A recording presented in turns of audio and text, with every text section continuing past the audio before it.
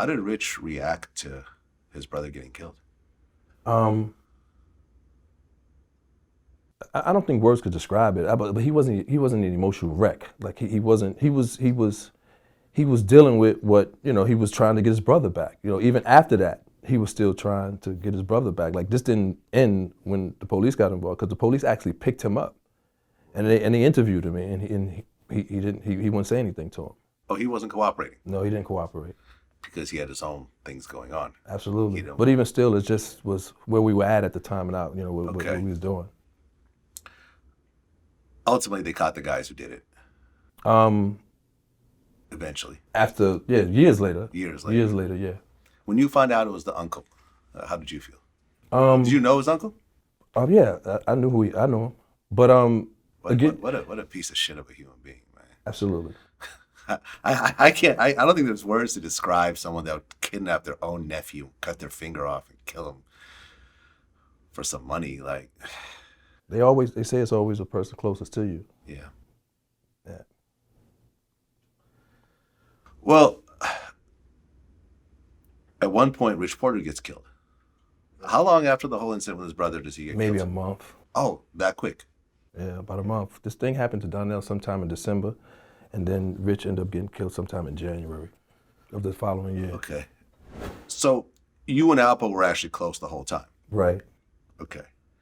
But you weren't actually doing drug deals with Alpo.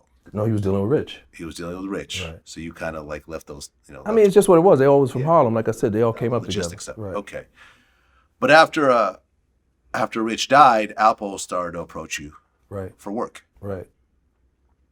Did you have any idea that Alpo was responsible for killing Rich Porter? It was some rumors about it, but because of what I believe their relationship to have been, it just didn't make sense to me because of what I thought the relationship represented.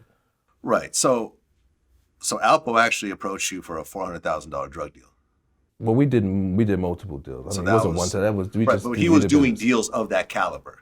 That's funny. With you. Well, yeah, with me. Yeah. Right. Well, you said it's funny? Yeah, it's funny to me because the way that me and Rich ended up partnered up was because Rich was complaining about his relationships with certain individuals that he was doing business with, because Rich was doing consignment with people, and consignment is self-explanatory. So what he said to me, and this is how we ended up partnering up during the time, is because he was telling me how he would do consignment with people, and they would owe him money. So when it was time for him to make a move, he would have to chase people for his money a certain kind of way. So it always held him up a certain kind of how. And it's almost like if he didn't have work to give him, then he had to run behind them. So he's really never fully paid. So if somebody owes you, let's use a round number, 200,000, and you in turn go give them another 10 keys at 200,000, you're never really, you've never really just seeing your money to actually do something with it. So he was saying there's times when his connect might have not been on, and he's chasing them for his money. Right.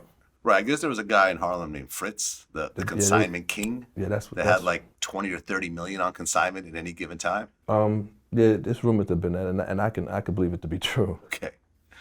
Well, Alpo ended up pleading guilty to killing 14 people. Right. That's just who he admitted to. Right. You actually compare him to Ted Bundy.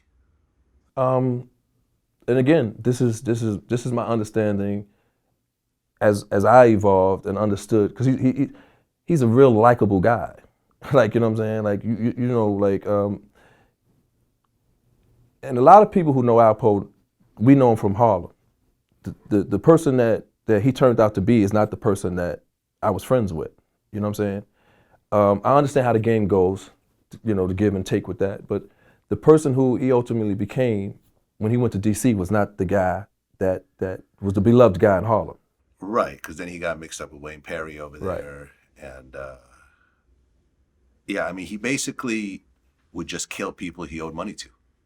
Well, ultimately, that's what it became, and that may have happened with the instance of Rich. He may have, like, something might have happened and triggered a thought in his mind, like, hey, this is a lot easier, Yeah, I don't have to pay him back if he's not there to pick it up. Right. And Rich actually paid you the night he got killed. He did. So you were brought in for questioning and everything else. Well, no, the feds came to my store. Uh-huh. They beat me, and I went to return the call, Yeah. and it was the police on the other line, and I hung up the phone. And maybe a day or two after that, they ended up just walking into my store. Yeah. In regards to our communication.